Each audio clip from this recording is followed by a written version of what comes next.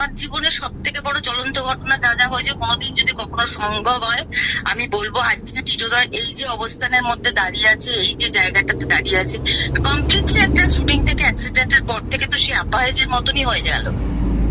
কেউ তার পরবর্তীকালে, হ্যাঁ টিটোদা না দাঁড়াতে পারে না, হ্যাঁ টিটোদার তো বয়স হয়ে গেছে, হ্যাঁ টিটোদার তো শরীর খারাপ, কিন্তু কেন হলো? এই মানুষটা তো কিছুদিন আগে তোদের সব থেকে ভালো কাজ করে চলে এলো।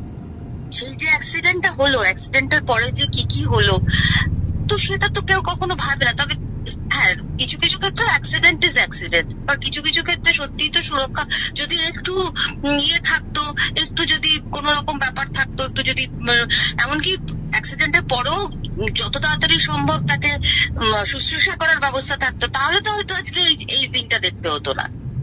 শোল্ডারটা এসে পড়লো, তারপর থেকে তো আর আজকে কোমরের প্রবলেম, যে টিটোদা দাঁড়াতে পারে না, এগুলো চাউর হয়ে গেছে। টিটোদা দাঁড়াতে পারে না, হাঁটতে পারে না, কেন? কেন? সব থেকে তো এই মানুষটা হাসি খুশি ছিল, দৌড়ি ঝাপি ফ্লোরে। আজও পুরোনো টেকনিশিয়ানরা বলে টিটোদা ফ্লোরে থাকলে দারুণ লাগে।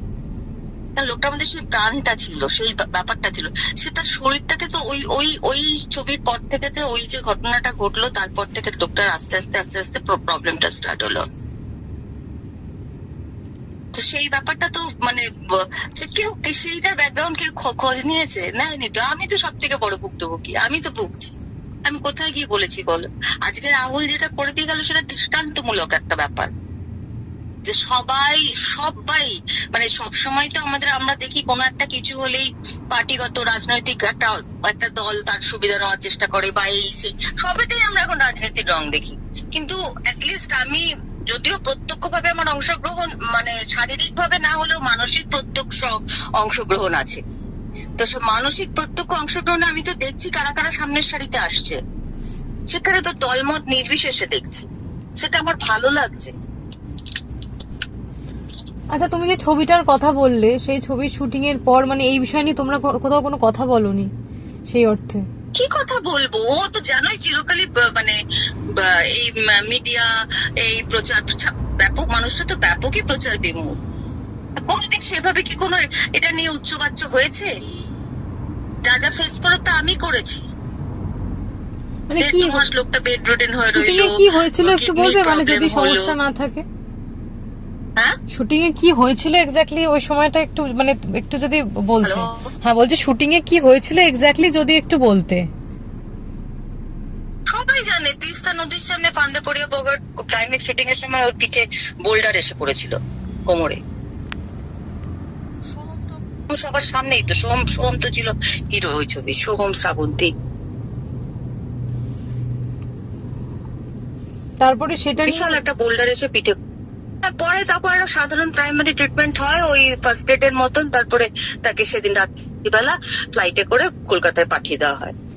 কলকাতায় পাঠিয়ে দেওয়ার পরে আর বাদ বাকি তো কেউ সেভাবে তো কেউ কোনো যোগাযোগ রাখেনি, কি হয়েছে দাদা, কি হলো, সত্যি কতটা লেগেছে, যা যা করার পার্সোনালি তো আমরাই বাড়ি থেকে যা করার করলাম, এমআরআই করলাম, এই করলাম সেই করলাম।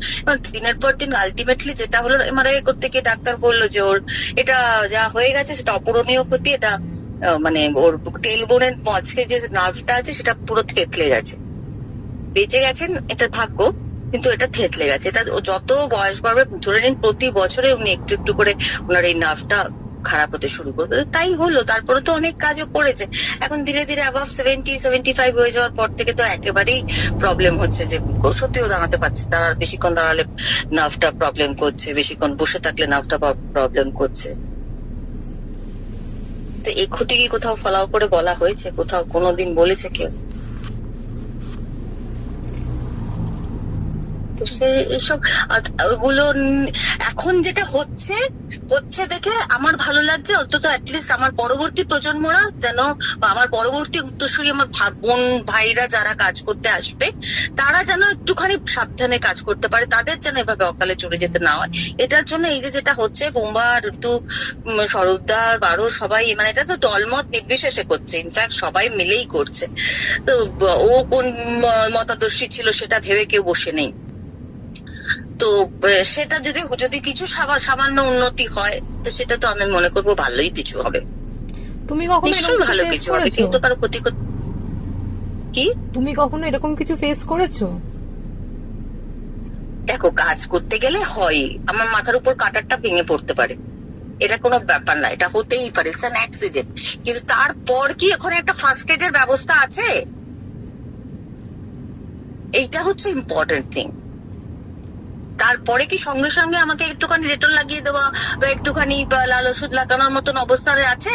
একটা সময় সেটাও ছিল না। আজকাল তবুও খানিকটা কিছু কিছু হাউস একটু মানে সচেতন হয়েছে আফটার করোনা।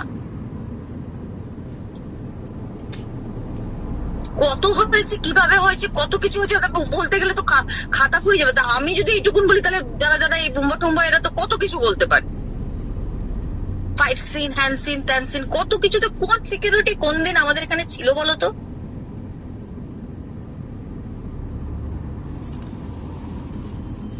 এটাই আমাদের অভ্যেস হয়ে গেছে।